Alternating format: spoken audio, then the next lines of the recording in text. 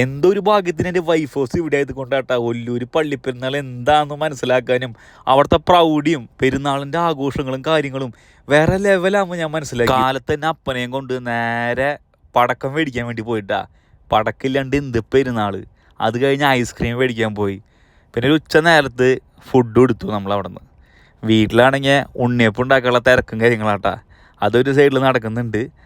അങ്ങനെ നമ്മുടെ ആഘോഷങ്ങൾ തുടങ്ങായിട്ടാ, പടക്കം പൊട്ടിക്കലും കാര്യങ്ങളും. അത് കഴിഞ്ഞപ്പോൾ എൻ്റെ വീട്ടിൽ നിന്ന് എൻ്റെ അപ്പനമ്മയും ചേട്ടനും ഭാര്യയും കുട്ടിയൊക്കെ വന്നു കേട്ടാ. അപ്പോൾ അവർ വന്ന് ഉച്ചത്തിൽ ലഞ്ചൊക്കെ കഴിച്ച് വളരെ ഹാപ്പി ആയിട്ട് പോയിട്ടാ. അത് കഴിഞ്ഞ് നൈറ്റാണ് നമ്മുടെ അഞ്ഞ പരിപാടി. നമ്മൾ ഇറങ്ങിയിട്ട് വലിയൊരു പള്ളിപ്പെരുന്നാൾ കാണാൻ വേണ്ടിയിട്ടാണ്. ഇത് ഞാൻ വേറെ എവിടെയും കണ്ടിട്ടില്ല. ഒരു സൈഡിൽ സിംഗാരിമാരും കാര്യങ്ങളൊക്കെ ആയിട്ട് മറു സൈഡിൽ അച്ഛന്മാരുടെ പ്രാർത്ഥനയും കാര്യങ്ങളും ധാരാളം ജനങ്ങളും വിശ്വാസികളും വന്നുകൊണ്ടിരിക്കട്ടാ. കഴിഞ്ഞിട്ടില്ല.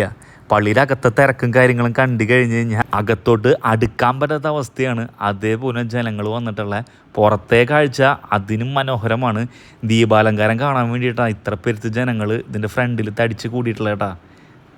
അത് കഴിഞ്ഞ് നേർച്ചച്ചോറിൻ്റെ ഭാഗത്തേക്ക് പോകാമെന്ന് വെച്ച് കഴിഞ്ഞാൽ അവിടെയും രക്ഷയില്ല. നമ്മളവിടെ നിന്ന് പാർസൽ മേടിക്കുക ചെയ്തേട്ടാ. അങ്ങനെ നമ്മൾ ഗ്രൗണ്ടിലോട്ട് പോയി നമ്മളവിടെ നിന്നൊരു കരിമ്പൻ ജ്യൂസ് മേടിച്ചു കേട്ടാ. എല്ലാ കൊല്ലത്തെ പോലും യന്ത്രകുഞ്ഞാലും മറ്റു കാര്യങ്ങളൊക്കെ ഉണ്ടായിരുന്നു കേട്ടാ. ഗ്രൗണ്ടിൽ എത്തിക്കഴിഞ്ഞാൽ എന്തെങ്കിലും കഴിക്കണം. അപ്പോൾ നമ്മളവിടെ 2 ബജ്ജി മേടിച്ചു, മുളകാ ബജ്ജിയും പിന്നെ ചില്ലി ഗോപിയായിട്ട് നമ്മൾ മേടിച്ചത്. സംഭവം നൈസായിരുന്നു. അതും കഴിച്ച് നമ്മൾ അവിടെ നിന്ന് അങ്ങോട്ട് നീങ്ങി. പ്രായം കൂടുന്തോറും ചെറിയ പിള്ളേരുടെ പോലെ ആവുമെന്ന് പറഞ്ഞാൽ ശരിയാട്ടാ. അമ്മയ്ക്കും മോൾക്കും ബലൂണും ബബിൾസ് വിടുന്ന സാധനങ്ങളൊക്കെ മേടിക്കില്ലാട്ടാ പരിപാടി.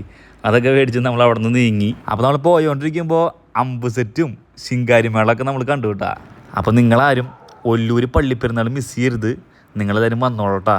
ഇന്നത്തെ വീഡിയോ ഇത്രയുള്ളൂ. വീഡിയോ ഇഷ്ടപ്പെട്ടെങ്കിൽ ലൈക്ക് ആൻഡ് ഫോളോ.